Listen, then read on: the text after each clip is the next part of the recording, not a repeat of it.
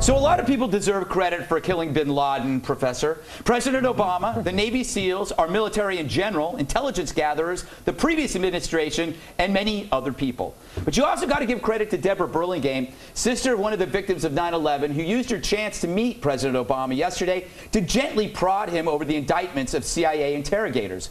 Remember, CIA Director Leon Panetta admits that the initial info that led to finding bin Laden came in part from enhanced interrogation techniques used on detainees. So, I saw that. So why then the prosecution? Well, Deborah noted the irony and asked the president to press Eric Holder to end them. Obama said he wouldn't, which is poop. To me, prosecuting CIA agents after bin Laden's death is like the Packers trading Aaron Rodgers to the Panthers after winning the Super Bowl. That's not exactly like going to prison, but it is the Panthers. And yes, I made a sports metaphor. I do know my baseball after all. Anyway, if the Justice Department had half a brain, they'd stop harassing the folks who just upped Obama's approval rating. And Obama should focus on Holder himself, who seems to harbor some bitterness against anyone who works in some capacity protecting our country. I mean, I suppose waterboarding's bad, but I guess it would be fine if it happened in front of a voting booth. Am I right? What? Yeah. Anyway, the president wisely credited the CIA's role in killing bin Laden and added we may never know the names of those agents due to the nature of the work. But if you prosecute them, you'll know who the heroes are because they'll be behind bars.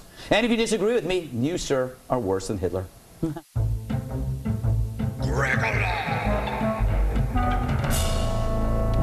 MCAT, what do you say?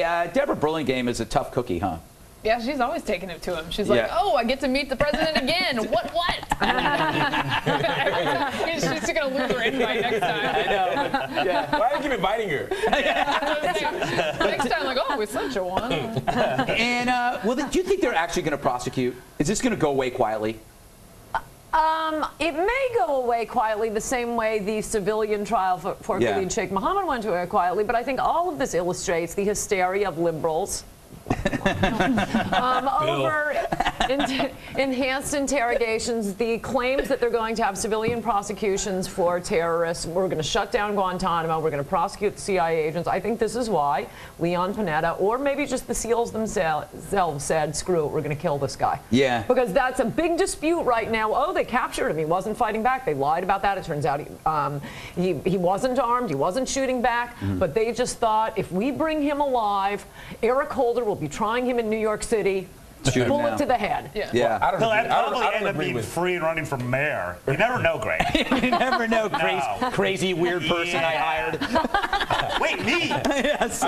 I'm not against shooting him, actually. Yeah. This may surprise you. I'm not against shooting him. I think capture doesn't make sense. He becomes a martyr if he has a trial, becomes this long drawn out thing. Shoot him if you think he should be shot. And I don't care if he's holding a gun or not. He's already done enough damage. I He doesn't need to hold a gun at the moment. You know, he clearly has reach, right? He's a mob boss. Yeah. But for me, the issue isn't even torture. I'm not against torture per se. See, now we agree on everything. No. I'm against it right now because, one, we don't call it that. We call it enhanced interrogation. And two, we're in violation of international law. If we say, look, screw international law, this isn't torture, then we can make a case for it. But then you also have to prove to me that it works. Right now, there's no evidence that enhanced interrogation works. You may be a professor of African American studies. I am a lawyer, and I just want to tell you, international law is like the Easter Bunny and Santa Claus. It does not exist. Okay, but what about the other point, right? Wait a second. You said that in front of Bill. We said we'd wait 10 years. We said we'd wait until he was 40 for that. Except the Easter Bunny who exists, Bill. You okay, Bill? He's real, Bill. You okay? Where am I right now? You paint those eggs? Yes, I did. They were terrible. I know they were. All right, we got to move on. They're yelling at me in my ear. Coming up, are magic markers the tools of the devil? We discuss Ann Coulter's new book, Magic Markers Are the Tools of the Devil, and their attack on the religious right. Always at it there. But first, is it about time we banned saggy pants? Sure, why not? I haven't really prepared for this segment, to be perfectly honest. Lord help us all. He puts the con in Canadian. On a recent episode of TMZ TV, we saw actor and food enthusiast Louis Lombardi saying it was embarrassing that the next season of Jersey Shore was being shot in Italy, and that, quote, no wonder they hate us around the world, as in the U.S. He took it a step further. They hate the Americans, don't they, over there? Everybody hates the Americans. We're animals. Have some more food, Louie. You really need it, you fat pig. Anyway, his little outburst sparked a discussion in the TMZ newsroom with staffer Dax Holt, his real name, Bill, taking a, shall we say, interesting position. He's picking a bad week to say that stuff, isn't he? Well, it's kind of true, though, because don't you go somewhere and you're like, I'm Canadian, and you tell people I'm Canadian, because then they like you better. What the hell did you just say? Do you swear to God? Sometimes it's a smart move. People hate Americans around the world. You go traveling, you're like, I'm Canadian. Suddenly you do good friends. You go on vacation and you lie? Sometimes you have to. No, you don't. It's your job to put on a happy face and show people that people in America have frosty tips and big smiles and the good I am not the only one that does this. Trust me. Wow, Dax, you're almost as smart as a dog trying to get a statue to play fetch.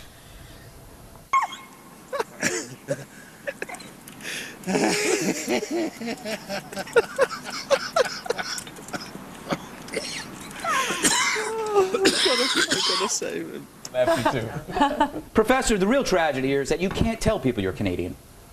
So what do you do? I'm not Canadian. Yes, I mean, you can't. Do they have black people in Canada? I don't know. No. I've never been to Canada. I was just there. They have no black people. Exactly. Yeah, it's like Keith Olbermann Joe's show, you know? Yeah, no exactly. black people. Exactly. So do you tell people you're not American when you travel? I do. Yes. I don't say I'm Canadian, though. Yes. God. Who wants to be Canadian? If you're going to lie, you have to pick something powerful. I say I'm like Nigerian or something like that. Nigerian. Oh, so you're like, you run an embassy and you're in possession of $350 million? Yes. And then they send me, then Bill sends me a checking kind of thing. Yeah, a Nigerian with a Philly accent. Yeah. That's great. Exactly. Sure, you're a professor. I can put on an accent, you fool. And if I were white, I would say I was something like German or something powerful. I wouldn't fake Canadian. Yeah. I am Canadian. Yeah. MCAT, do you buy the fact that he does that? Isn't this just like one of those old urban cliches? No, he totally does that. Yeah. And you know what he also does? He says jingoistic hubris. He does both of those things.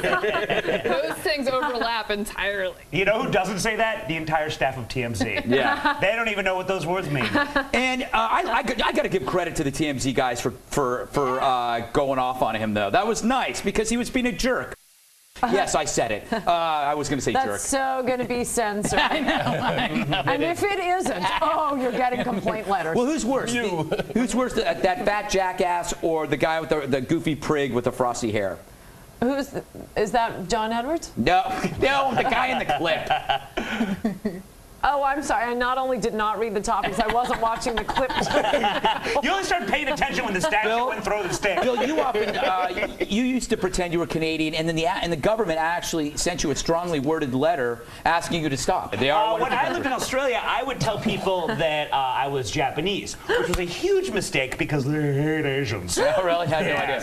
I love Canada. Canada is a great country. It sure is. I was just having fun. Yeah. Because you know what? Canadians are great comedians. They really are. They have a lot of them. Yeah, and they all come here. Yeah. Right. By the way, I was at a bar and I was mistaken for Harvey Levin. Is that his That's name? hilarious. Yeah, and I was at a Newark bar at the airport, or an airport at the Newark a bar at the airport in Newark. I'm still drunk. And this guy comes up who's slightly drunk, and he goes, "Oh, I guess you think you're somebody special." And I'm like going, I think I'm assuming he's talking about Red Eye. He goes, "Yeah, you and all your celebrity gossip. Where's your cup?" And I'm like going, "What are you talking about?" And then I realized he thought I was Harvey Levin. That is amazing. Yeah, and I cried. That's not the kind of bar that Harvey Levin would frequent. I look a lot better than he does. I'm sorry. Maybe he was confusing you for that dirty gay guy in L.A. And not TMZ. You know who writes the gossip blog? What? You mean Perez? Yes. How do you know you picked the good-looking guy to be confused with? Yeah, that's true. You do have a little bit of the good-looking heterosexual. He's got a little Perez in him. Well, I did last night. Hey, so do you have a comment on this? Email us at redeye@foxnews.com and leave a voicemail. My direct line, 212-462-5050. Still to come, the halftime report from TV's Andy Levy. We gave him a lot. Yeah. Tonight's Halftime Report is sponsored by Wrestling, the combat system that uses grappling-type techniques such as clinch fighting, throws, takedowns, joint locks, pins, and other grappling holds. Thanks, Wrestling.